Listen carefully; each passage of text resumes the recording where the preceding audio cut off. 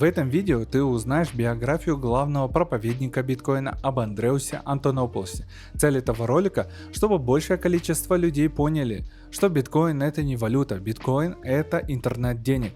Возможно, ты уже видел его лицо на видеороликах в YouTube или что-то читал о нем. Его главная работа – это книга под названием Bitcoin Mastering. Эта работа является книгой-мануалом для понимания основы биткоина и ее программной части. Я хочу, чтобы ты досмотрел этот ролик до конца и узнал, кто такой Антонополос, и в дальнейшем посмотрел его выступление. Андреас родился 27 февраля 1972 года в Лондоне. Его родители были иммигрантами из Греции, и большую часть своего детства он провел в Афинах. Андреас получил дипломы по компьютерным наукам в университетском колледже Лондона. Там же и окончил свою магистратуру в 1994 году. С 1994 по 1999 Антонополос работал консультантом в области сетевых технологий и безопасности.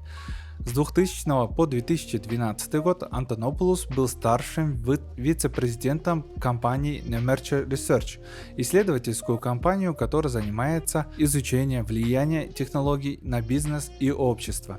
С 2012 по 2014 год Антонополос стал постоянным спикером и консультантом по биткоину. В это время он путешествовал по миру и дал сотни выступлений и интервью на тему блокчейна и биткоина. С 2014 года по настоящее время Антонополос является преподавателем программы «Цифровые валюты» в университетском колледже Никосии в Кипре. Он также продолжает писать книги и вести подкаст под названием Speaking of Bitcoin. К сожалению, я ничего не нашел о семейном статусе нашего героя. Идем дальше. Антонополос впервые познакомился с биткоином в 2011 году, благодаря другу, который занимался майнингом биткоинов. Его сразу же заинтриговала эта безумная технология, и он начал изучать ее. Впервые прочитав white paper биткоина, он был заинтригован идеей децентрализованной валюты, хотя вначале он не верил в эту технологию. Он заявил, что купил немного биткоинов на раннем этапе, хотя был вынужден продать их в 2013 году, чтобы платить за аренду для содержания своей семьи, когда цена была около $13 за один биткоин. Антонополос заявил, что его научная работа в основном проводилась бесплатно, и как большинство людей ему приходилось продавать свои запасы биткоинов из-за финансовых трудностей, о которых он сообщил далее в социальных сетях. После этих сообщений он получил более 100 биткоинов от его подписчиков стоимостью в $1,7 миллионов на тот момент.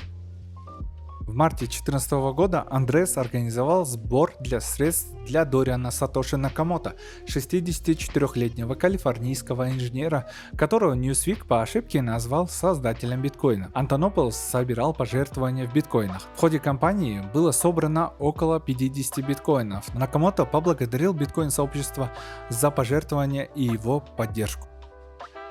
Проведя поиск в интернете, я нашел несколько источников с обзорами книги Андреаса Bitcoin Mastering. Эдвард Сноуден, который назвал книгу обязательной к прочтению для разработчиков и технологов. CNBC включил освоение биткоина в свой список 4 книг, чтобы стать экспертом по криптовалютам, и назвал ее бестселлером номер 1 в разделе книг по экономике.